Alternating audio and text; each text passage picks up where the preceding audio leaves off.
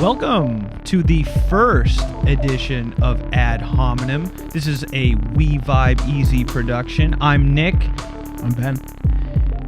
And we are bringing you... What, Ben? What are we bringing? What are we bringing to everybody?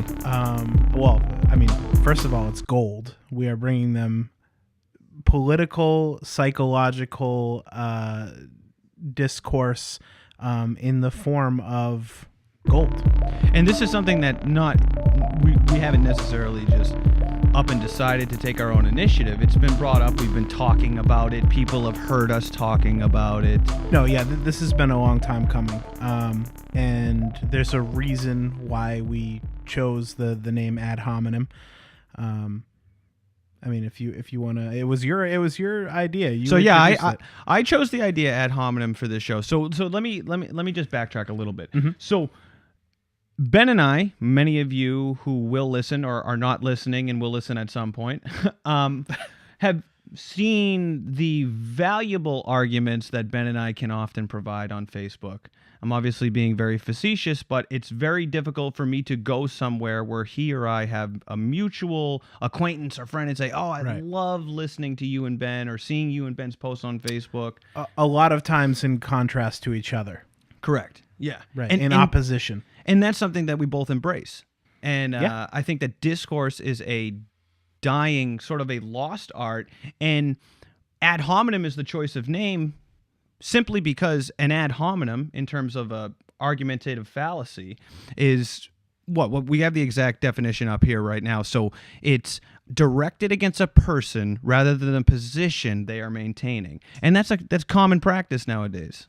Right. I mean, how many times have you entered into a debate or even what started out as a friendly discussion with someone where the minute you bring up an idea, an opinion objectively, that person kind of circumvents the argument and goes straight to attacking your character? Absolutely. And so I guess if I'm listening to you and I right now, my first thought is, yeah, we like reading your arguments on Facebook, but we don't want to listen to you. Right. So where does this kind of tie in? You know, the reason I think that, well, Ben, I mean, you could speak to it as well. So one of the reasons we wanted to start this was to sort of play off that Facebook feel, that Facebook vibe. And I was fortunate enough to be posting one of my debates on Facebook, and I was outreached in a private message by a completely unrelated to what I'm typically posting in, which is soccer, reached out to me and said, hey, Nick, we're interested in using your post as a debate topic. You cool with that? And I said, I'm flattered. I didn't get to hear them debate over my post, but I thought, what better way to segue something for Ben and I? Right. Plus, I'm sure it felt... It felt unique not only to post your opinion, but to have somebody else acknowledge and validate that opinion. And so I think that's another thing we're trying to accomplish here is to not just push our own agenda or present our own argument or opinions on things objectively and subjectively, but to also offer a voice using social media for people who may want to comment on some of these issues. And also, just to go off that, we want people to be comfortable commenting on posts, be comfortable doing their typical thing. We value the opinions of others. I believe anyway. I don't know that I necessarily think that we're too different, right? No, I think... Well, I mean, number one and probably most important, I think from a morality standpoint, we're very similar in terms of our values, in terms of how we look at the world from a morality standpoint. But yeah, I mean, I think everybody has different opinions they can offer, whether it be psychological, sociological, philosophical, ideological, and that's what this is all about. Right. And we just want to look at those opinions in an objective light, right? Exactly. It's easy to emotionally react to something that you see on Facebook. I do it, you do it, we all do it. We're prone to. So this is really a way for us to kind of take a step back, objectively look, and discuss it. And I think that that's what our first topic is going to cover. Yeah, I completely agree. So I came across a meme, right? And I was really excited to tell you about this. So this meme is, and I'm sure most of you are familiar by now. There was the school shooter in Florida, and now we have this. What's the exact definition, Manny? It's the walk for our lives, right? So WFOL is what they're hashtag WFOL, and sort of one of the pioneers, I would say, for this movement is Emma Gonzalez, a young girl who was part of the school in Florida. I can't. The name of the school in Florida is escaping me right now. So it was in Parkland, Florida, and that's actually that's March for Our Lives, MFOL. But yeah, it was regarding Emma Gonzalez, and something that kind of came up after the fact was with one of her speeches at one of these events, where she allegedly said something about bullying Nicholas Cruz in her commentary of what happened, and also knowing him before the event. And Snopes did fact check that and determine that it was false, correct? From everything that I've found. Yeah. So, I mean, like anything else in social media, it was taken out of context. Yeah. So the meme that I found, and many of you have likely seen it or one similar to it. And, the person who tweeted this meme initially is, Manny, can you mind just scrolling real quick? So the person is, guns don't kill people, people kill. Posted this. It's a long Twitter. Yeah, it's a very long Twitter handle. Yeah. Long. And the actual meme itself is a picture of Emma Gonzalez, and she's wearing the military fatigue sort of bomber jacket, and the subject or the comment on the picture is, I bullied my classmate and I bullied the high school weirdo for 3 years. One day he snapped and shot up my school, but let's blame guns. So immediately there was a riot on Facebook. Yeah, of course. 40, 50, 60 comments. I had to scroll through. I couldn't help myself. Scrolled through, and one individual commented, and I'm obviously not exact quote, right, but it was just a paraphrase, said something along the lines of, I just wonder if this individual, Nicholas Cruz, had not been bullied, would he have committed this mass atrocity? And I was like, was not expecting that at all. Was not expecting my mind to be blown, because you don't think of it that way. No, you don't. And I mean, it's one perspective on what the media at least paints as a very small part of the story.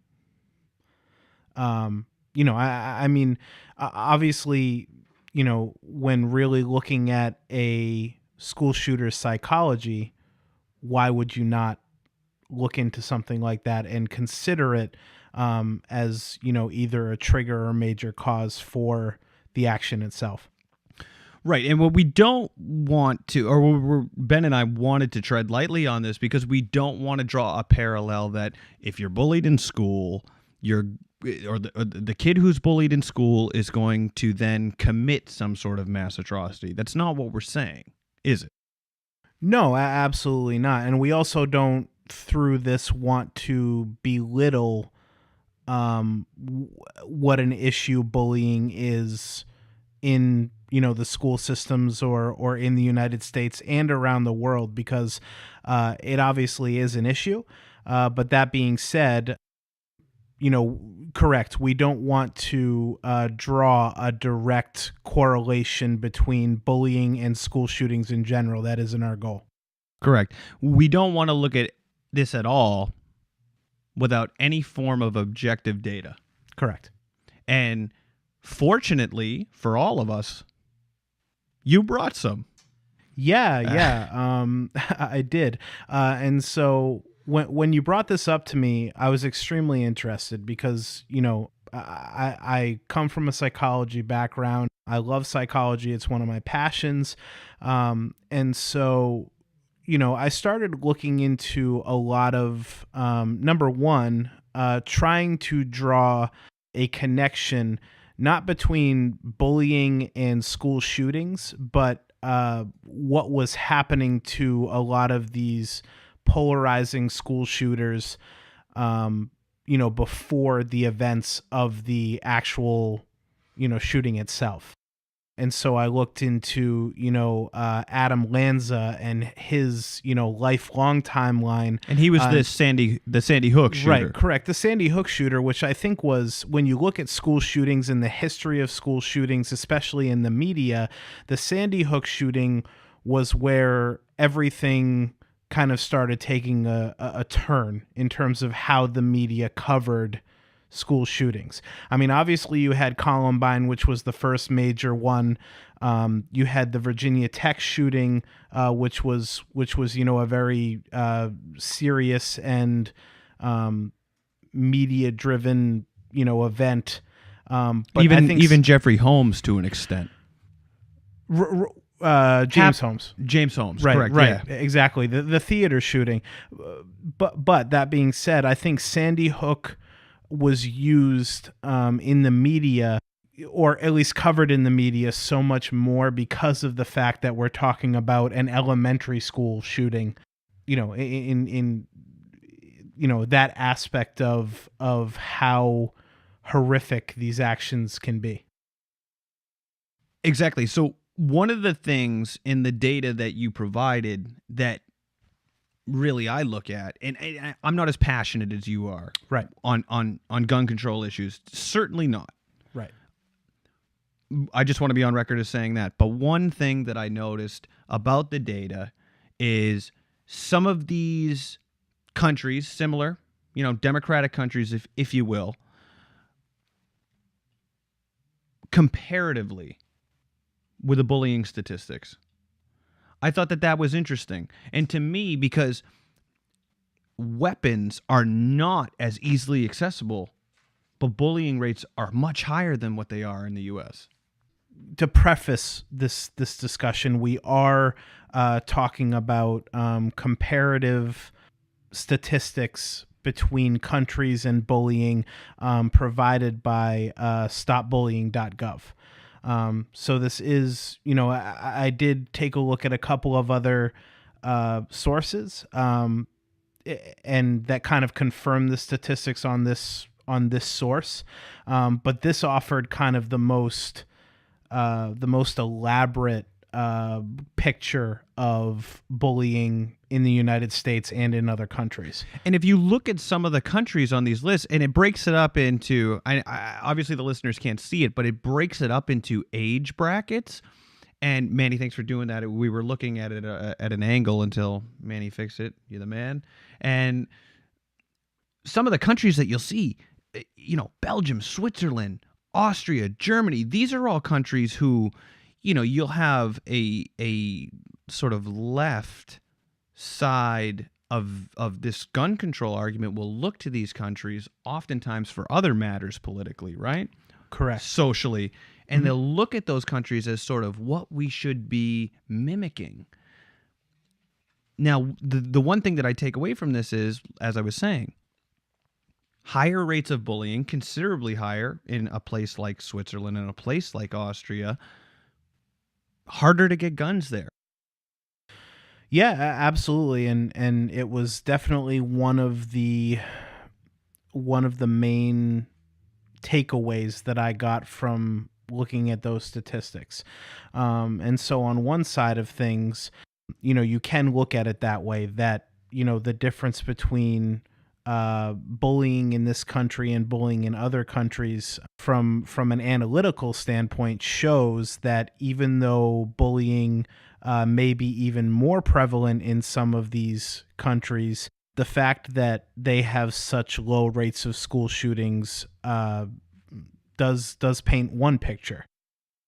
In many of these countries too, just as we're looking at the list here, many of these countries I'm noticing as well, very, very, very strong sort of democratic socialist policies towards mental health.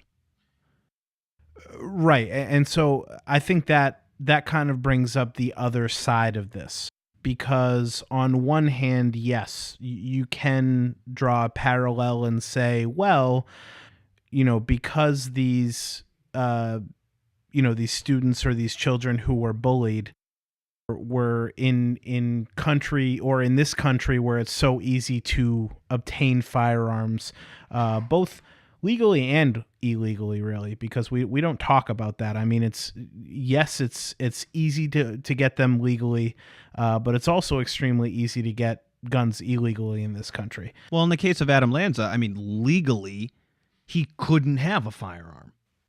Right, exactly. No matter what. No, his family could, and Right. for all intents and purposes, his family seemed extremely stable. If you look at his timeline, which is one of the things I studied, where we basically looked, I looked from the day he was born. 8 days after he was born, Adam Lanza suffered an episode where he almost died from apnea. Basically, his heart stopped. They were able to revive him, and then from 0 to 3, he really starts getting entered into all of these programs because quote, his family was worried he was starting to make up his own language. He was extremely socially removed. Would have outbursts at home, where he was very hard to manage, but then would be extremely quiet and secluded in his classroom life. And really, from the day he was born until the day of the shooting, he suffered from some real psychological issues, including episodes of debilitating anxiety, Asperger's syndrome. There's any number of things that he dealt with on a daily basis that eventually led to the school shooting. And one of the things that I read about the Adam Lanza, and we'll definitely get back to Parkland here, but one of the things that I read about Adam Lanza was he did have a very close childhood friend at one point. They played video games together. I think that there was even information at one point that they had, sort of watched horror movies and these sort of things together. Now, I can only think of that sort of scenario subjectively, right? When I'm younger, or maybe when you or I are younger, how many times as an 11-year-old are your parents going to say, yeah, why don't you go watch some horrific horror movie with your friends? Well, and so that was another thing that brought up a red flag to me, because yes, that is true. But one thing that wasn't really shared in the media is that this particular student, this particular individual that Adam Lanza found somewhat of a strong friendship with, number one of the triggers that kind of ended their friendship was they worked on a classroom project together, where they basically wrote a story that was very violently graphic, really kind of worried teachers and their parents into... It eventually led to Adam Lanza being homeschooled for a short period of time, switching schools a couple of times. That was one of the triggers. The other thing is that, and so also to preface, this comes from the source, which is schoolshooters.info. It's basically a compilation of a lot of the different school shooters and mass shooters in the history, not just in this country, but in other countries as well, run by a PhD named Peter Langman. He's kind of the authority when it comes to school shootings and the psychology of these shooters. The FBI uses him as a reference quite a bit, in these cases. And so that that friend that you were talking about has also been reported since then as being in a mental hospital himself, dealing with some psychotic issues on his own front. So, but that's one thing now, right? And again, we're just to bring it back to Parkland, Right. Which is the point. because this, but it all relates to itself, right? It all relates. This individual, Nicholas Cruz, was bullied by his own brother, who then felt remorseful after the incident happened. Mm-hmm. And now his brother, I believe, a few weeks ago, was just arrested for being on school property. He was doing something like skateboarding or something like that at the Stoneman Douglas School, something to that effect. So he's under even the most intense scrutiny however old he is. He was a younger brother or older brother, Manny? Do we know? Regardless, because of what Nicholas Cruz did, his brother is under more severe scrutiny, like Adam Lanza's friend now. So then you and I had this conversation a week ago about initiative. When does initiative become the thing? That's what the March for Our Lives is all about. It's an initiative now. Mm-hmm. But the initiative, my argument is, the initiative could have been taken much sooner. And if you listen to some of these Stoneman Douglas, if you listen to some of the folks who knew the Lanza family, who knew Adam Lanza the boy, they'll say there were red flags. The Virginia Tech shooter, James Holmes, there were red flags. Right. And so my overall point is I think there are red flags with all of these shooters. It just completely depends on the individual. And so I think when you ask that question, would Nicholas Cruz have committed this shooting without the bullying involved? For him, a lot of the evidence points to no, he may not have perpetrated these shootings without bullying being the trigger. As I said, Peter Langman is the authority on a lot of this stuff. He categorizes 3 different types of school shooters. One of them is psychopathic shooters. They're considered narcissistic, entitled, lacking in empathy, and sometimes sadistic. There are psychotic shooters, which have either schizophrenia or schizotypal personality disorder, with a combination of psychotic symptoms that can be hallucinations, delusions, disorganized thoughts or behavior. And then where I think... And so before I move on, I do think that Adam Lanza fit in the psychotic shooters category. If you read through a lot of his posts on some of those forums that he was on, he constantly had delusions of the meaning of life and whether reality or his value as a human being was even valid. And that mimics some of the beliefs in sort of the document that the Virginia Tech shooter sent over to CNN. Correct. And so for psychotic shooters like that, while there are triggers, I believe, I don't necessarily know if bullying was necessarily one of them. I do believe that in their case, for a lot of these shooters, no matter what category they fit in, there's a huge trigger in terms of a lot of things going wrong one after another that triggers these actions. They finally reach a breaking point. The third type of category is traumatized shooters, which grew up in chronically dysfunctional families characterized by parental substance abuse, domestic violence, physical abuse, sometimes sexual abuse, frequent relocations, and changing caregivers. And I think if you really look through the history of Nicholas Cruz, he had a horrible home life. Yeah, absolutely. And so, the trauma that led to him being someone who was capable of this, the bullying very well may have been that final trigger. And I think that you could certainly make that argument. I think right. I think that in a sense, that meme that we pulled off of Facebook intends to make that argument in a more perverse manner, if that makes sense, because it's Right. strictly focused on the gun control aspect of this topic.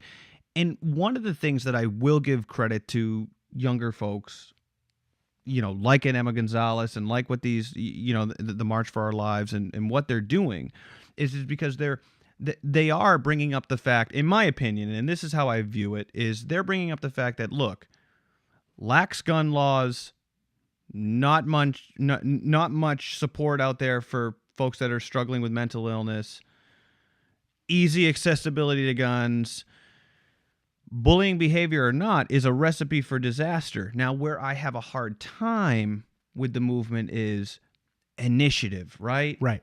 Because it comes down to, you have the whole, it took this act to create this movement.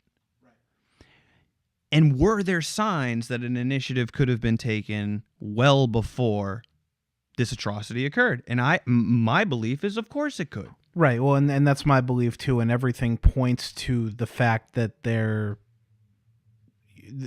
was. I mean, this was an extremely troubled individual who was drinking gasoline, and a lot of these times, these students bring.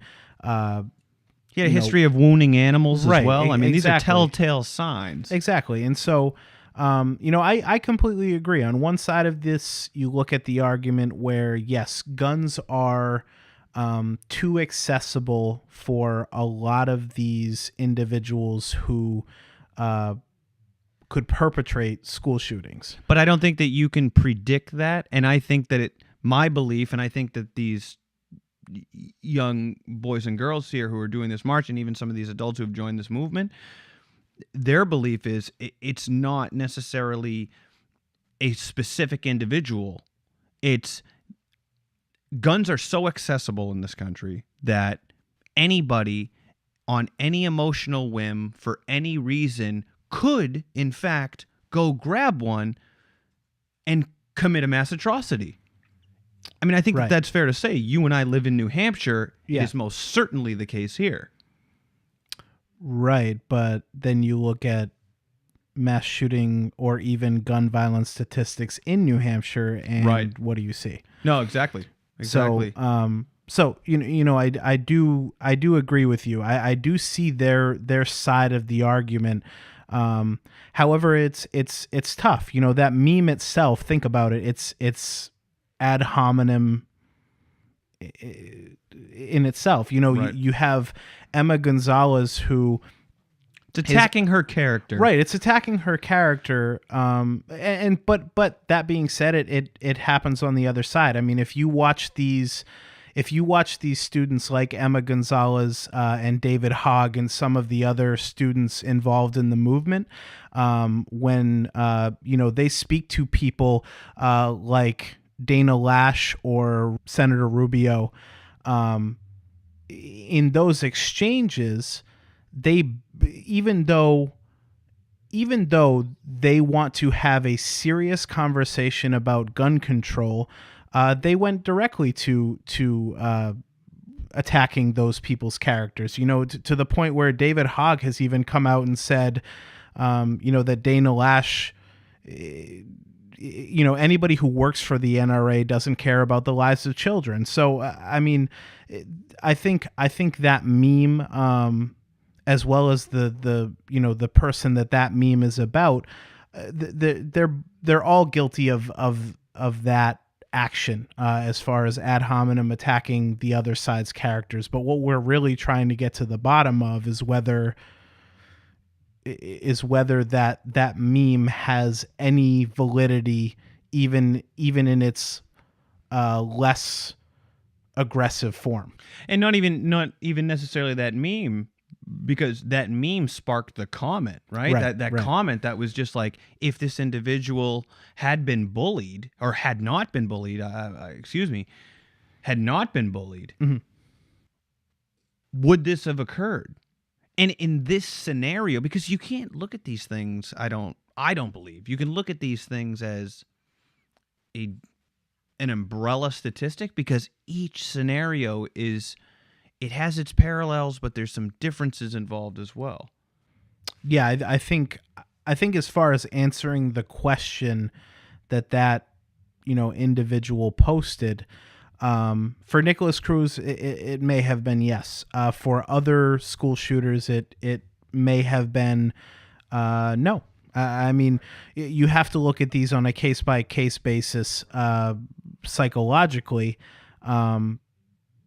And so obviously the real question then becomes everything behind the school shootings and the culture in the United States that a lot of people want to accuse of being conducive to this type of violence. And that's probably where we have to move next to really have a productive conversation. Yeah, absolutely, and I think too, just related to the mental health aspect of some of these shooters, which is a parallel that you can draw, certainly, well, amongst all of these shooters.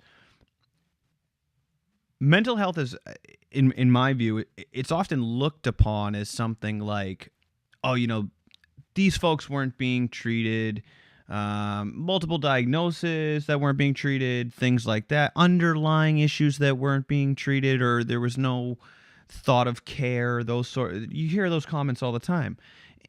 To that, I sort of go back to my previous statement about initiative, right? If there's red flags about somebody who seems like a truly bizarre individual, and you think that there's a slight chance that they're capable of committing harm to themselves or others, I feel that it's my individual as a human being to speak up about I that. completely agree with that, other than to say that it's very easy to look at it that way, and I would feel the same way. But there's a reason why the majority of people don't. I mean, can we agree that the majority of people don't speak up? Oh, yeah, absolutely. Absolutely. It's easier not to speak up. You and I had this conversation again recently where it's like, hey, you're driving down the highway and you see this car is engulfed in flames and folks are trying to get the people out of the car. Well, if you're in a hurry, there are folks out there that are thinking, I got to get from A to B, and these people have help right now. Or nobody's trying to get them out of the car, and you're just Exactly. assuming somebody's already called for help, somebody's going to stop if it's not you. Right. And then next thing you know, the people burn to death in the car. Yeah, absolutely. And I think that you can look at some of these and that whole initiative aspect in that way as well. I'm sure for a lot of these kids, there's so much going on in the developmental ages that a lot of these kids are in. And, they see a kid who's a perceived outcast and they don't think much about, oh, that's just Nicholas Cruz or that's just Adam Lanza. They're not capable of any sort of mass atrocity. I'm sure that those thoughts cross minds too. But when you have those same individuals who are open about those topics, who are actively discussing whether if they have access to guns or not, you have to assume that they do have access to guns. It's easier to get a driver's license or a gun in this country than a driver's license. Yeah. I mean, I think you're always going to have to make the assumption that even if they can't buy or purchase firearms on their own, somebody close to them may have a firearm. And if that's the case, then, very few people are educated on gun safety, even if they're educated on firearms themselves. And in other words, and I'll completely admit this, I mean, you've already stated that, you're not extremely close to the guns rights, the Second Amendment rights issue.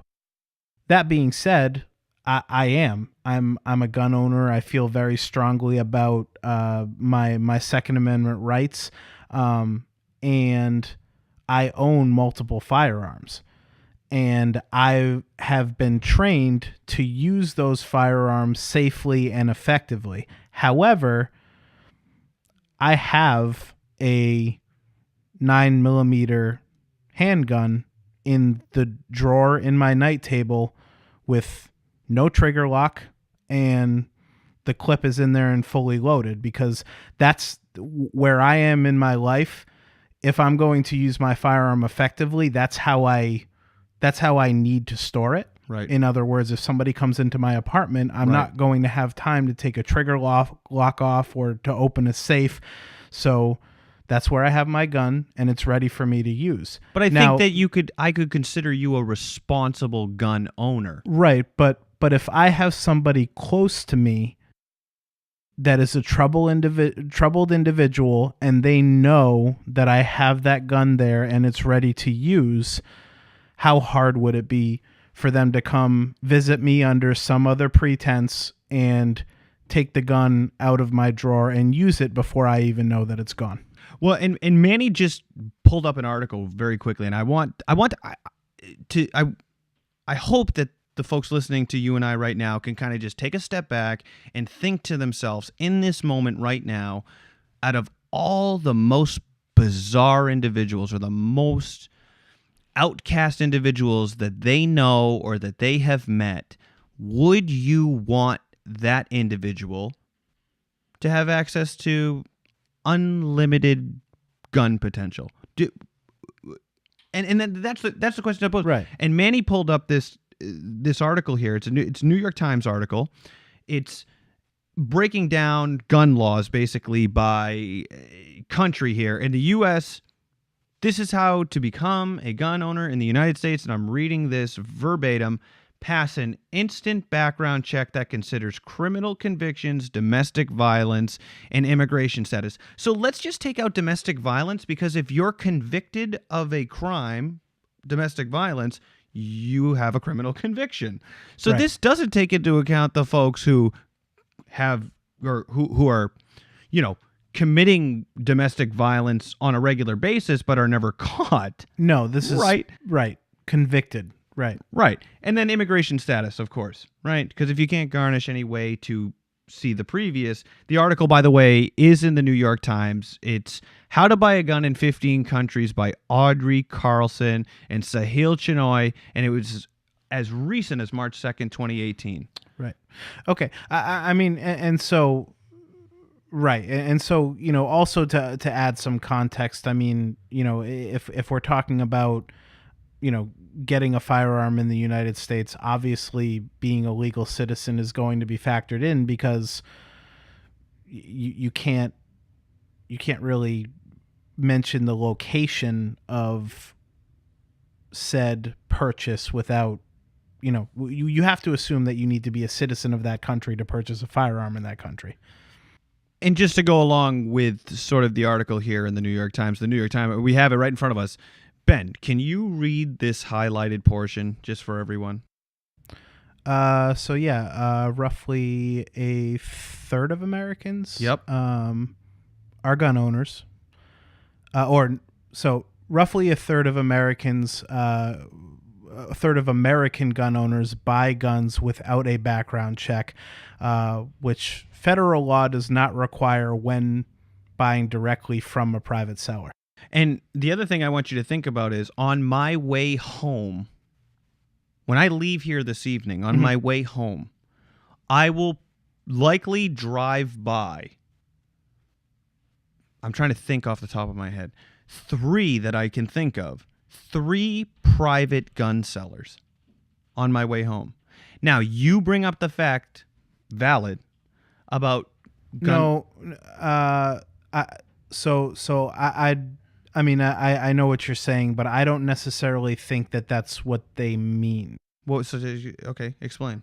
Well, so I talking like auction. Huh? Yeah, I think they're talking about auctions, the gun show loophole, and then private sellers from individual to individual, because I think those businesses that you're talking about are licensed gun dealers. Dealers, right. So you would have to be able to pass the background check to these folks. I mean, that's good for me to know. Yeah. As somebody, like I said, who's not.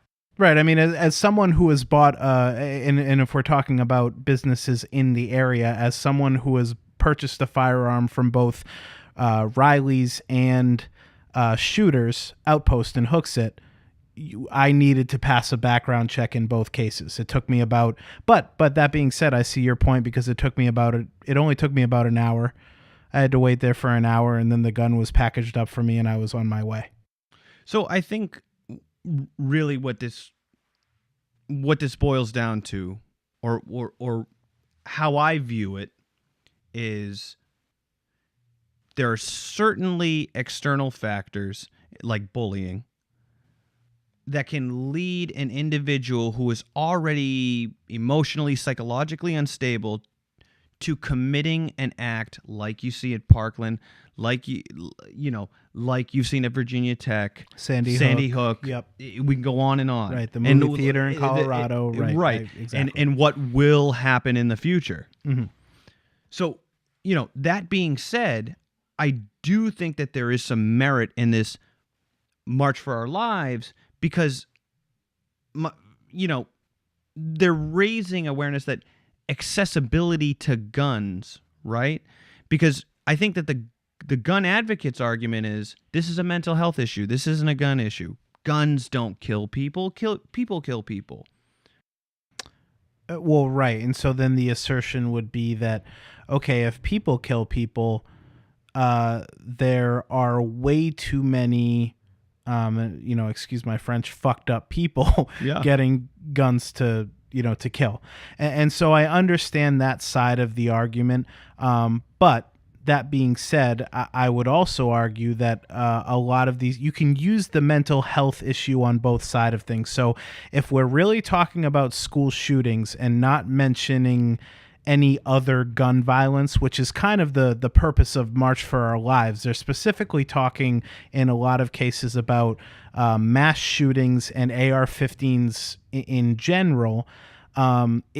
If you're looking at that specifically, these shooters, as I said, through my research, a lot of these shooters who perpetrated these shootings were in a mental state where they would have found a way to cause the damage that they did, whether they had legal access to guns or not. Absolutely. Right. So, again, Manny, who's here, feeding us this information. We really appreciate it. Pulled up marchforourlives.com in the mission statement, this is the first time I'm reading it here. Mm-hmm. So full disclosure. Right. And the opening sentence of this is not one more. We cannot allow one more child to be shot at school. Correct. You think, that sounds great. How are you going to do it? And if we scroll down a little bit further, specifically, we are working towards universal comprehensive background checks. That is a vague description. Right. Very vague. Very vague. Bringing the ATF into the 21st century with digitized, searchable database. Now, I don't know if Manny's going to be able to look this up quickly. Wouldn't the assumption be that that's something the ATF already has? Yeah. I mean, and here's the other argument. I mean, nobody can deny we've seen a lot of the information on these shooters, and we've seen that government agencies have been onto these shooters long before they committed these atrocities, both from a federal standpoint and a local law enforcement standpoint. Do you want to just briefly, for the folks perhaps who aren't familiar with the ATF, do you want to just give like a brief synopsis here, or as to what their role is in government? Yeah, they're the Bureau of Alcohol, Tobacco, and Firearms, and Explosives. So I mean, really, their job in a simple sense is to track criminals, track firearms. Right. Track criminals who can get firearms. Right. Regulate the sales and distribution of these very specific, these very specific things in our society, whether it be, alcohol, tobacco, and firearms. So what if we can just go back to the mission statement here?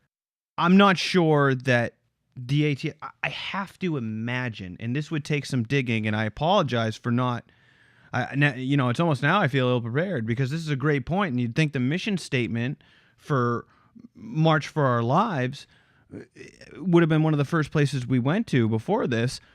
But the whole, is the ATF, do they have a digitized searchable database? I mean, me personally, I work in sales. I cannot imagine doing my job without that.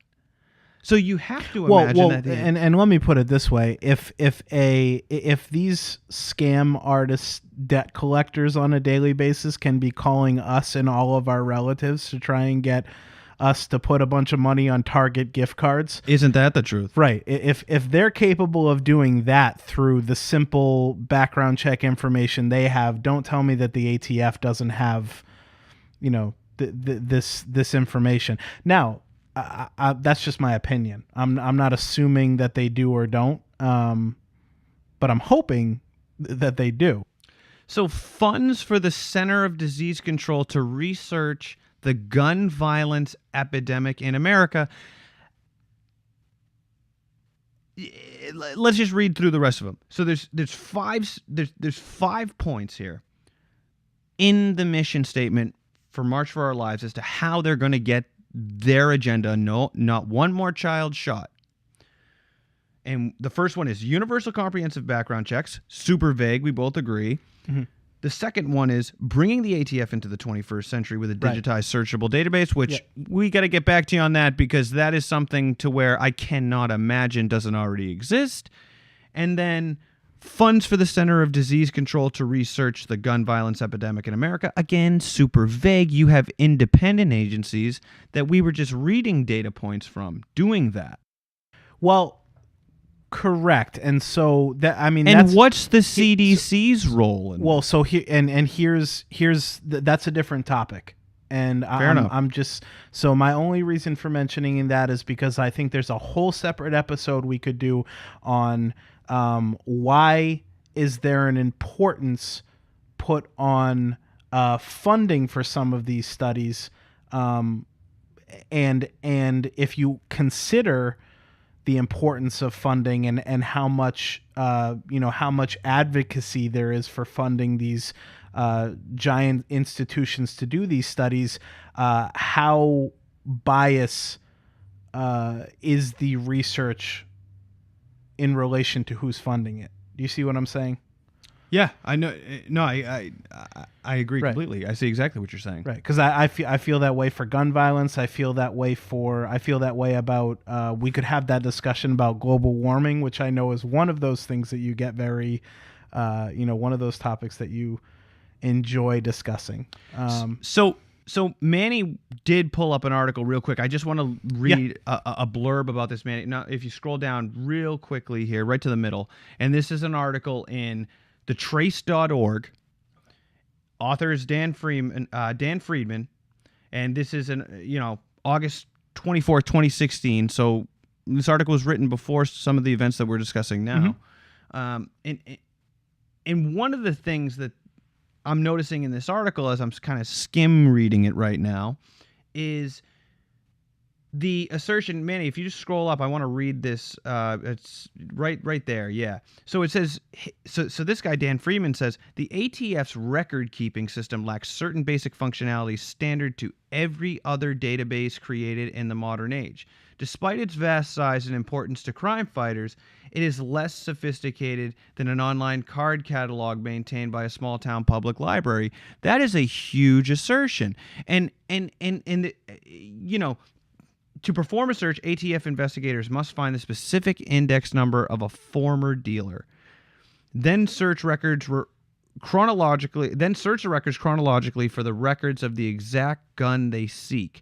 Now, you would think that it does sound very cumbersome. Mm-hmm. It does. Yeah. Just reading it, but you or I, none of us have actually had the ability to go in and use it, right? Because I work with people who would say the same thing about Salesforce. I work with people who would say the same thing about one of the email systems that we use, right? Right. Who outdated, cumbersome, these sort of things get passed around.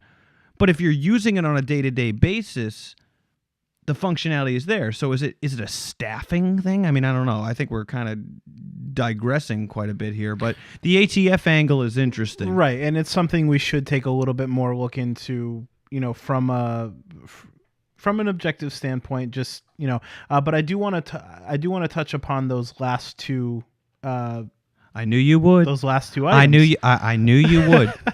I knew you would. And the last two items, just for the listeners, I'm going to read them off to Ben because he's I wish you could see him. He's hot and bothered about it right now. It's high capacity magazine ban and then assault weapon ban. This is for the March for Our Lives mission statement. These are the last two ones. So they want to, we talked about the background checks, which was vague. We determined, and then the ATF, and then the CDC, and then they get into high capacity magazine ban, which you're seeing happen in some states. Yes. And assault weapons ban. Ben, the floor is yours. No, and it's all over the media, so it shouldn't come to as a surprise to anyone, but I think the discussion really does need to be had on what qualifies, what is the definition of an assault weapon? I feel like any weapon you use to assault someone could be categorized as an assault weapon. There's no. Well, I think we know what they mean. Well, we know what they mean, but I also think that what they mean is purely based on aesthetic factors. In other words, there are plenty of weapons out there that do the same thing as an AR-15. They're just not as popular, and they don't look as scary. I mean, a Mini 14 can be fit with a 30 round mag, and can be outfitted with a lot of the same attachments that an AR-15 has. And when you say AR-15, you're talking the textbook definition of an AR-15, right? So the Armalite rifle.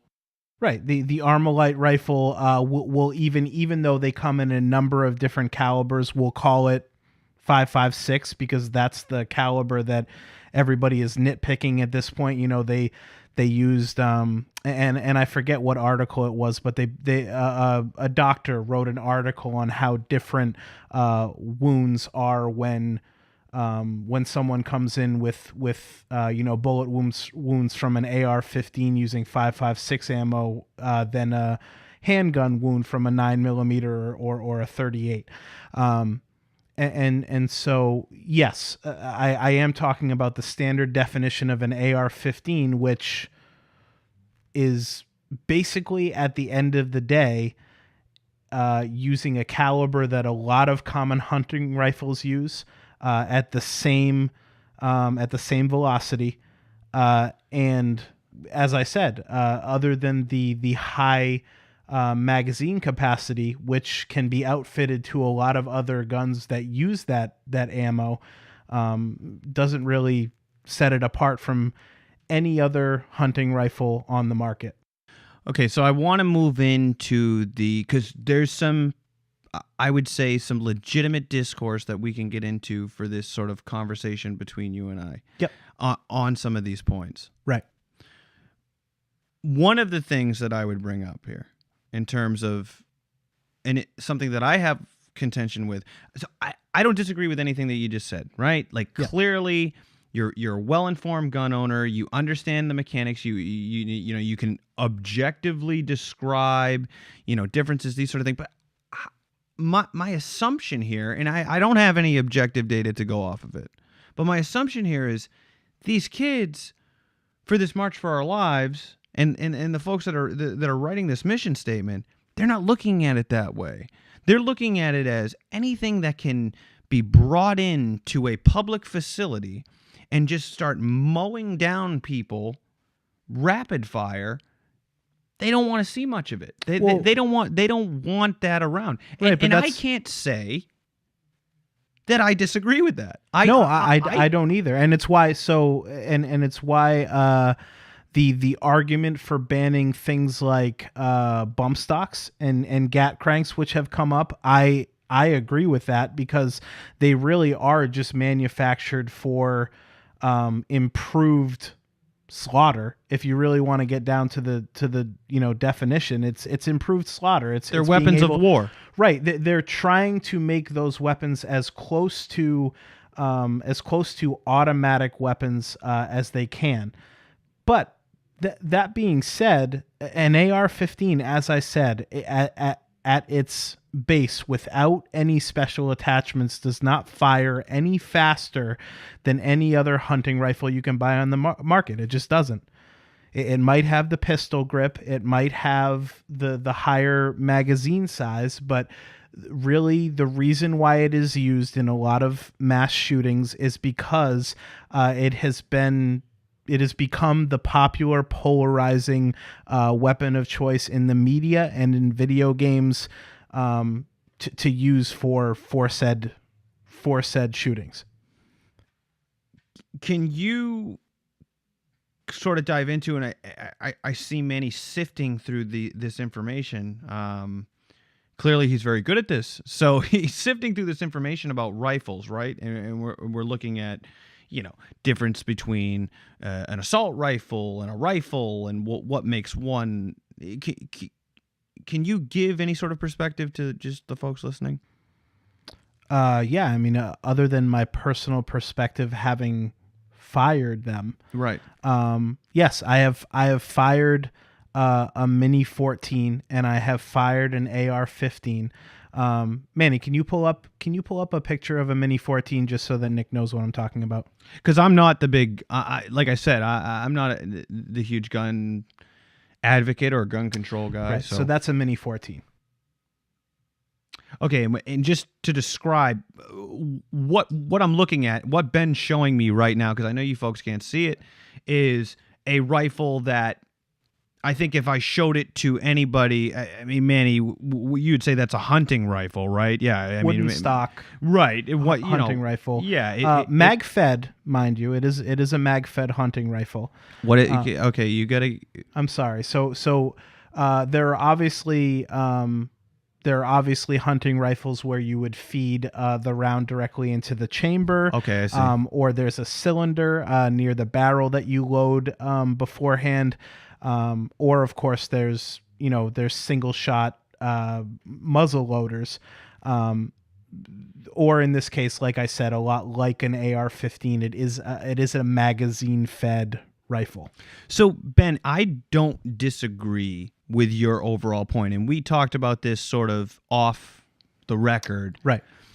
With it's sort of the Sam Harris, Richard Dawkins debate that we talked about, where yes. Harris's argument is very similar. I would say you echo that argument in the right. sense of better gun training, accessibility for those folks who are vulnerable to get gun training, better gun screenings, all that sort of thing is the answer to where I guess I sympathize with more of the Dawkins argument, which is like, so the argument to combat gun-related violence is to bring more guns into the equation. Doesn't really make sense. And that's, Dawkins' counter argument, but it's also idealistic, right? There's no way you could remove all of the firearms that have been mass produced over, a century in this country that people have access to. Right. There's no way you could do it. No. So especially since, I mean, there is assertions and statistics that show those guns in general, a lot of the guns that are perpetrated not in school shootings, but in normal everyday crimes, which there are more of. There's more casualties right, exactly. in everyday gun-related crimes than there are in these shootings. Right. A lot of those are purchased illegally, and some of those are coming from different countries anyway. Right. And so, I completely agree with you. Adding more guns to the equation does not make sense. But unless you can show me that there is a way to eliminate firearms from the streets altogether, saying that taking away the guns from predominantly what will be law-abiding citizens will fix gun violence, it's idealistic in my mind. In the March for Our Lives, the mission statement, I do think that it needs some refinement. In my very humble opinion of the mission statement, I think that it leaves too much to be questioned. The vagueness of the points that they make. I think that there needs to be more of a concrete strategy if these folks hope to see some of the changes that they want implemented. Because to a sensible gun owner like yourself, who can be very technical with the conversation about guns, right, much more technical than I or even these kids, I'm sure, can understand, you're looking at this and you're seeing this as, well, they don't even understand what an assault rifle is. And that's probably true.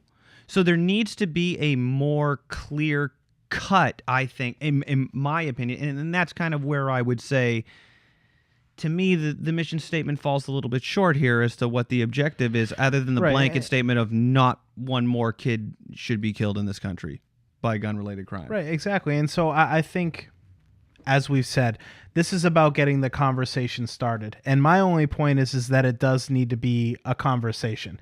There does need to be discourse. It can't be one side saying, well, we don't think you should own those firearms, and the other side saying, well, Second Amendment. Right. And then one side saying, well, we have a really good reason to owning our firearms, and the other side saying, well, you don't care about children's lives then. Right. Because then we're getting into ad hominem. Beautiful. Beautiful segue, Ben. I see Adam is telling me to wrap things up here. The listeners are probably very bored at this point. This has been brought to you again by We Vibe Easy. This is Ad Hominem, Nick and Ben. Keep posting on Facebook, people. We love it. We want the feedback. We want to read your comments. We want to read your opinions so we can talk about them and engage with you on them. See you next week. Until next time, everybody.